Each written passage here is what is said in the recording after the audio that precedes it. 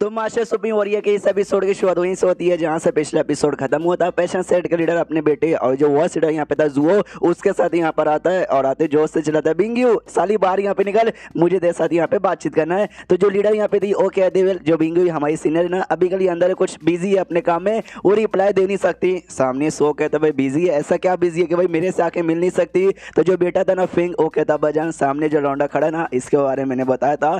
तो वो भी सामने से जोश से चिल्लाता है, अपना कोई ऐसा अटैक है जो यान के पे करता है जिससे जबरदस्ती है ना उसको ऐसा घुटने पे लाने की कोशिश करता है, लेकिन यान के ऐसा पूरा संभाल लेता है और घुटने पे नहीं आता। तो सामने से देख के लीडर भी चौंक जाता है, वाह ये बंदा डाउन सोर्स का है और ये घुटने पे नहीं आया। यान के सामने से मैंने देख लिया, आपको जो पैशन सेट है ना वो लिटरली खाली है ना जो कमजोर लोग हैं उनको परेशान करने में ज्यादा ये माहिर है। तो आप अपना नाम चेंज करके पैशन सेट से बदल के ये कमजोर लोग को परेशान करने वाला सेट यहाँ पे काइको रख नहीं देते। जो सुंदर फेंग गुस्सा कर देंगे सारे भाई औकात में रह ले, मालूम भी ना किसके साथ बातचीत कर रहा है। यान के सामने से कहते भाई तुम ही है ना यंग मास्टर फेंग जिसकी कल मैंने बैंड यहाँ पे बजाई थी। जब कल मैंने बैंड बजाई थी रो रहा था कि भाई छोड़ दे मुझे, मत मारो प्लीज, मुझे जान दो। तो मैंने जान दिया और आज फिर से पंगा लेने के लग गया। जो सुंदर फेंग चिल्लाता साले भाई तुझे मालूम है तू क्या कह रहा है, ऐसा कब हुआ था। जो लीडर यहाँ पे था उसका बाप सामने से कहते देख बट्टे जिस हिसाब से तू बर्ताव करे ना, हाँ टैलेंटेड लोगों को और आदमियों लोग को ऐसा बर्ताव करना चाहिए, लेकिन अपने आसपास ना हालात भी यहाँ पे देख लेना चाहिए कि भाई हालात क्या है, सामने बंदा यहाँ पे कैसा है।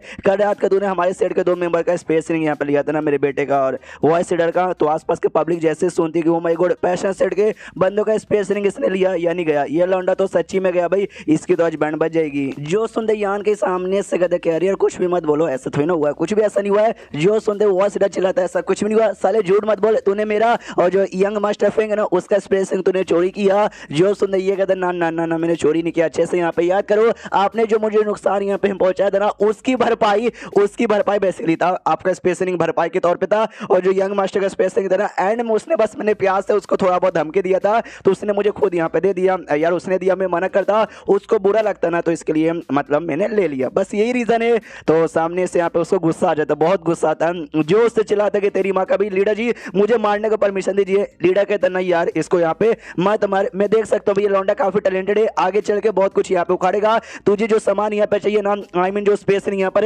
रख ले, मुझे वापस नहीं चाहिए, लेकिन उसमें का आइटम यहाँ पर है वो आइटम मुझे चाहिए। यान के सोचता है कि वेल यार आइटम इसको चाहिए भाई, कौन सा आइटम इसको चाहिए। मुझे जहां तक याद है स्पेस में वाकई में ढेर सारे कमाल के आइटम पड़े हुए हैं और ढेर सारे मिलियंस ऑफ क्रिस्टल भी पड़े हुए हैं, आई डोंट नो इसको क्या चाहिए। वो बताता है ब्लड जेड क्यूलिंग नाम का बेसिकली एक टोकन है वो मुझे चाहिए। यान के दिखाता है वो कहता है ये अच्छा, लेकिन ये ऐसा क्या है भाई जो आपको वापस चाहिए। वो कहता है कि वेल ये बड़ा इंपॉर्टेंट है, जो यंग सेट मास्टर होता है ना जैसे मेरा बेटा हो गया तो उसकी जो बीबी है ना मेन एक जो सबसे इंपॉर्टेंट बीबी है ना ये उसको दिया जाता है, बस उसका मतलब रहेगा टोकन कि हाँ भाई यंग मास्टर की मैं बीबी हूँ ये देखो। तो यान के सोचते कि सच्ची में अच्छा ऐसी बात है जहाँ तक कि मुझे याद उसने कहा था मेरी 70 बीबियां यहाँ पर है, लेकिन उसने अपनी 70 बीबी में से किसी को नहीं दिया, बल्कि इसके साथ जो शादी करने था यू के साथ यू को शायद देने के लिए इसने रखा होगा।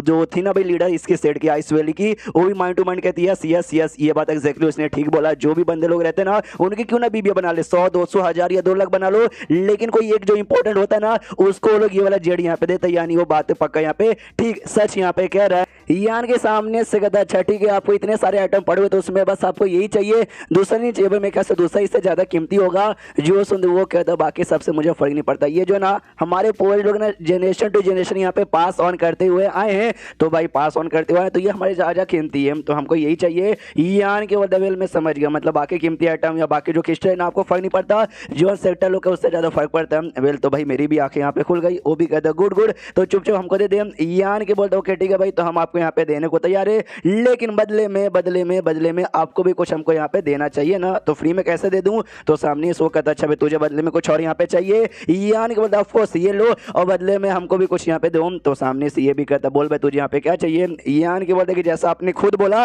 ये बड़ा कमाल का आइटम है आपके लिए काफी इंपॉर्टेंट यहाँ पर है, तो इसके लिए बदले में मुझे वो कहता बदले में तुझे 10 मिलियन क्रिस्टल चाहिए ना। यान के बोलते नहीं 10 मिलियन तो यहाँ पे बहुत ही कम है, इतने कमाल की चीज के बदले आप खाली 10 ही मिलियन दोगे।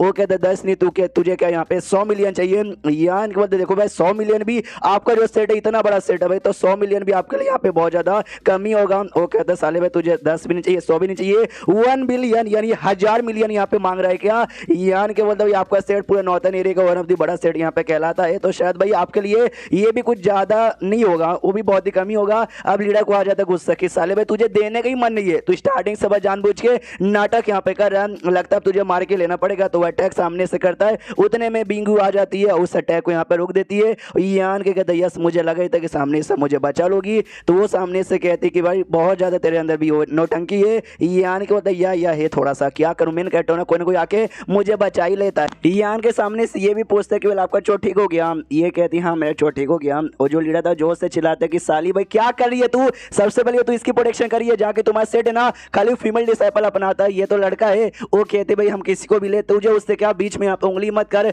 जो सेट की एल्डर्स लोग थे ना वो सब यहाँ पे घुटने पे आ जाती है, ये भी कहती वाह मुझे गई यहाँ पे 3000 साल हुआ नहीं कि लिटरली में तुम सबकी हालत इतनी ज्यादा खराब हो गई कि कोई भी आकर तुमको यहाँ पे परेशान कर देता है। वाह वाह वाह मानना पड़ेगा। ऊपर से भाई हमारे सेट का ये खासियत है कि जो भी लड़की है ना वो किसी से साथ शादी नहीं करेगी, हमेशा वर्जिन रहेगी, सिंगल रहेगी और हमारा कल्टीवेशन यहाँ पे फॉलो करेगी। लेकिन तो भी तुमने जबरदस्ती किसी और के साथ यहाँ पे शादी करवाने के बारे में सोचा, जो सुनने ग्रेट डल्डा करती है कि भाई माफ कर दो भाई इसमें मेरी ही गलती है भाई, तो बाकी किसी को सजा मत दो, खाली मुझे सजा दो। तो सामने से बिंग यू भी कहती है ऑफ कोर्स मैं खाली तुझे ही सजा दूंगी। तो यू सामने से कहती कि नहीं ऐसा मत करो भाई, इसमें इनकी भी कोई गलती नहीं है, यार सेट की प्रोटेक्शन करनी थी और सेट प्रोटेक्शन करने के लिए मुझे शादी करना जरूरी था, तो प्लीज यार इनको छोड़ दो। तो सामने से गेट एल्डर भी सोचती कह रही यार इसके साथ मैंने इतना बुरा किया तो भी ये मेरे लिए सामने से ये खड़ा हो रही है। तो बिंगयू भी कहती कि वे लड़की है तो वाकई में काफी ज्यादा नाजुक सी कुमसुम सी परी है, कोई बात नहीं रही, बस सजा देने का नहीं देने का, जैसे सेट में लौटेंगे ना तो आराम से यहाँ पे सोचा जाएगा। सारी एल्डर यहाँ पे मौजूद है, 3 को छोड़ के, तीसरी एल्डर, 5वीं एल्डर और 9वीं एल्डर, ये तीनों कहाँ गए। जो सुंदर सामने से बताती है जो तीसरी एल्डर यहाँ पे थी ना, जैसे आप सेट छोड़ के यहाँ पे गए थे ना वो भी आपको ढूंढने के लिए निकल गई और तब से वो निकल गई, उनके बारे में अता पता है नहीं वो कहाँ बेसिकली यहाँ पे गई है। जो सुंदर बिंगी पूछती उसका जो लाइट लैंप है वो जल रहा है ना, वो जिंदा तो है ना। जो सुंदर ये कहती है यस वो लैंप जल रहा है, इससे ये साबित होता है कि एटलीस्ट वो अभी के लिए यहाँ पे जिंदा है। लेकिन जो 5वीं एल्डर का क्या करे भाई, वो एम्पायर स्टेज पे अपना लेवल अप करी थी, लेवल अप अच्छे से नहीं पाया और बेचारी की मौत हो गई। जो सुंदर बिंगू कहती है ओ शिट भाई अब क्या करे, बेचारी का नसीब ही अच्छा था, मुझे लग रहा था बेचारी को आगे चल के कल्टीवेशन में दिक्कत होगा और शायद ऐसा हो सकता था, मतलब ऐसा होगा ऐसा मुझे लग रहा था, अगर मैं होती तो बचाने की कोशिश करती। 9वीं एल्डर का क्या हुआ, तो लोग कहते 9वीं एल्डर, तो 9वीं एल्डर है ना ये करने गई भाई खुद को 10 साल से मतलब 10 साल पहले खुद को उसने कमरे में बंद कर लिया और अपना कल्टीवेशन करिए और बोला कि जब तक मैं एम्पायर स्टेज पे नहीं चल जाती जब तक मैं बाहर नहीं आऊंगी। तो ये भी कहती है गुड गुड बहुत बढ़िया। तो उतने में अब लीडर सामने आता है पैसा सेट का, कहता बस तुम्हारा बातचीत हो गया ना तो जरा हमारे साथ भी बातचीत कर लो।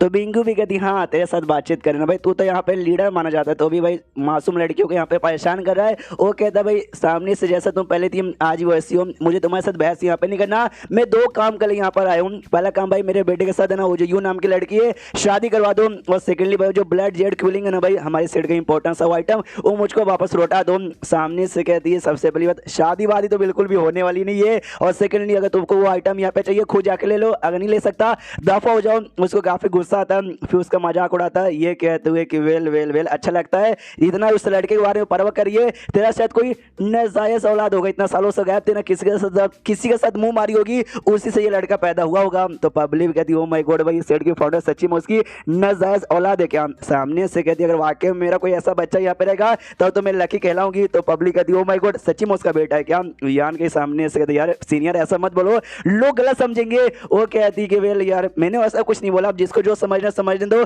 उनकी माँ का भरोसा और डेंटल्स को सजा नंबर 1 कोलगेट। सामने से जो लीडर यहाँ पे था ना उसको गुस्सा आ जाता, कहता वाह लगता सच्ची में तेरा नाजायज औलाद निकल गया, लेकिन आई फकिंग डोंट केयर, मुझे चाहिए मतलब चाहिए। एंड देन ये चैप्टर यहीं पे खत्म हो जाता है। तो चैप्टर खत्म तो वीडियो भी खत्म। तो मिलता है अगले किसी वीडियो में, जब तक के लिए बाय बाय।